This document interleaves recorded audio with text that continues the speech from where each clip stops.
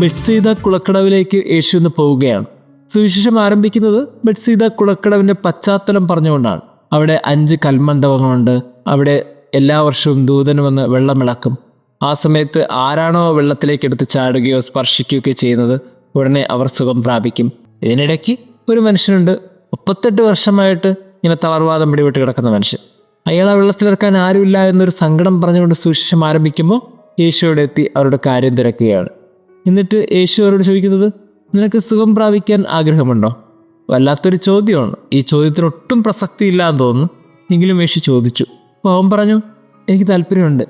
ഒരു തളർവാദ രോഗിക്ക് ശരീരത്തിൻ്റെ സൗഖ്യമാണ് അത്യാവശ്യമെങ്കിൽ ചുറ്റും നിന്ന കുറേ മനുഷ്യർക്ക് മനസ്സിൻ്റെ സൗഖ്യമാണ് അത്യാവശ്യം. അതുകൊണ്ട് ക്രിസ്തു ഒരേ സമയത്ത് ഒരേ വാക്കുകളിലൂടെ 2 സൗഖ്യങ്ങൾ കൊടുത്തു. പക്ഷേ ശരീരത്തിന് സൗഖ്യം അത്യാവശ്യമായിട്ടുള്ളവർക്ക് അത് മനസ്സിലാക്കാൻ കഴിഞ്ഞില്ല. അതുകൊണ്ട് അവർ മാറി നിന്നു. അവരതിനെ ചോദ്യം ചെയ്തു. പ്രിയമുള്ളവരെ, ചിലപ്പോഴൊക്കെ നമുക്കൊക്കെ ശരീരത്തിന് സുഖമല്ല, മനസ്സിന് സുഖമാണ് അത്യാവശ്യം.